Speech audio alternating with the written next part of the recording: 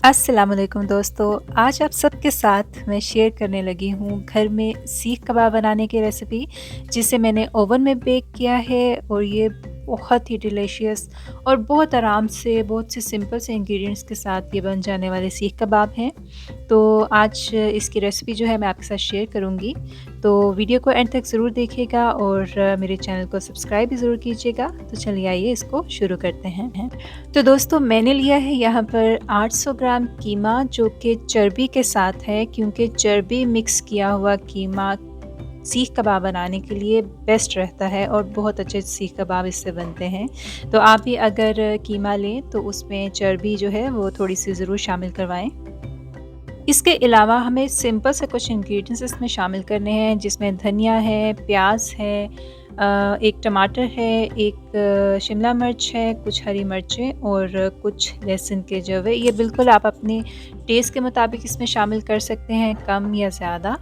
और इसके अलावा इसमें जो मसाले जाएँगे उसमें मेरे पास सीख कबाब का मसाला है जो मैंने शान का लिया है, उसके अलावा मिर्चें हैं, नमक है और ज़ीरा है। इसके अलावा और कोई भी मसाला इसमें नहीं जाता। और यहाँ पे मैंने लिए हैं आधा कप ब्रेड क्रम्स और 1 अंडा, या फिर ज़रूरत के मुताबिक अगर 2 अंडे चाहिए हों तो वो हम इसमें डालेंगे। तो अब मैं यहाँ पे क्या करूँगी कि जो इंग्रेडिएंट्स हैं उनको मैं क्रश कर लूँगी अच्छे तरीके से। किसी भी ब्लेंडर में डालकर आप भी इसको ग्राइंड कर सकते हैं, और या फिर अगर आपके पास कद्दूकश हो तो आप उसको कश भी कर सकते हैं, या फिर इसको जो कूंडी होती है उसमें भी आप कूट कर तो कीमे में डाल सकते हैं। तो बिल्कुल इसी तरीके से हम जो बाकी के इंग्रेडिएंट्स हैं उनको भी क्रश कर लेंगे।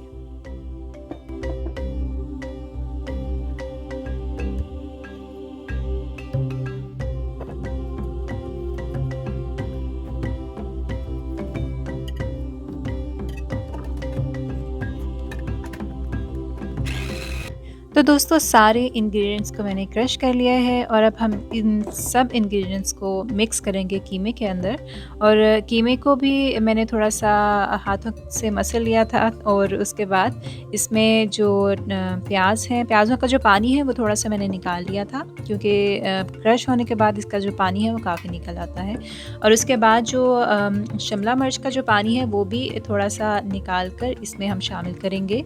और सबसे एंड पे इसमें जो है टमाटर, वो वैसे ही हम इसमें काट कर डाल देंगे, उसको इनके साथ पीसने की ज़रूरत नहीं है, बस उसको बारीक-बारीक काट कर तो हम इसमें शामिल कर लेंगे। और अब हम इसमें शामिल करेंगे मसाले, जिसकी मिक़दार तकरीबन 1 चम्मच खाने का है, और आप अपने टेस्ट के मुताबिक इसको ले सकते हैं। सिर्फ़ जो सीख कबाब का मसाला था वो मैंने 2 चम्मच इसमें लिया है, और इसके साथ ही ब्रेड क्रम्स भी इसमें डाल देंगे, और बाद में 1 अंडा जो है वो भी हम इसमें शामिल करेंगे। और अच्छे तरीके से हम इसको हाथों की मदद से मिक्स कर लेंगे। अगर आपके पास मशीन हो तो आप मशीन में भी मिक्स कर कर सकते हैं, लेकिन ऐसी कोई इसमें परेशानी वाली बात नहीं है। आप इसको हाथ से भी मिक्स कर सकते हैं, क्योंकि बहुत आराम से इस तरीके से आप जैसे आप देख सकते हैं कि वीडियो में बहुत आराम से ये जो कीमा है वो मिक्स हो जाता है।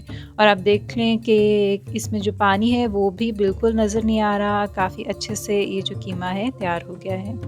अच्छा, सीख कबाब बनाने के लिए अगर आपके पास सीखें हों तो आप उसकी मदद से भी सीख कबाब बना सकते हैं, लेकिन मेरे पास ये एक लकड़ी की जो मधानी है वो है, तो जिसकी वजह से मैं हमेशा जो सीख सीख कबाब है वो बनाती हूँ, और काफ़ी अच्छे इस पे बन जाते हैं, क्योंकि इसकी जो लकड़ी की जो शेप है और साइज़ है वो बिल्कुल मुनासिब है सीख कबाब बनाने के लिए। और इस तरीके से बहुत आराम से इस पे सीख कबाब बन जाते हैं। और इसी तरीके से मैं जो बाकी के भी सीख कबाब हैं कीमे के वो बना लूँगी। और इसको आपको मैरिनेट करने की ज़रूरत बिल्कुल भी नहीं है, बस आप इसको मिक्स कीजिए और इस तरीके से शेप देकर रख लीजिए।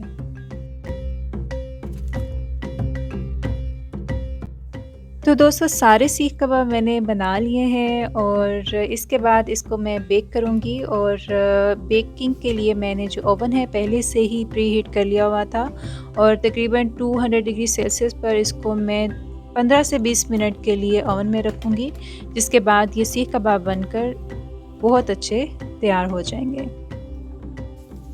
तो दोस्तों आप देख सकते हैं कि सीख कबाब बन के रेडी हो गए हैं और यहाँ पे बिल्कुल गरम-गरम है। इसको अगर आप गरम-गरम ही निकालेंगे तो ये टूट भी सकते हैं।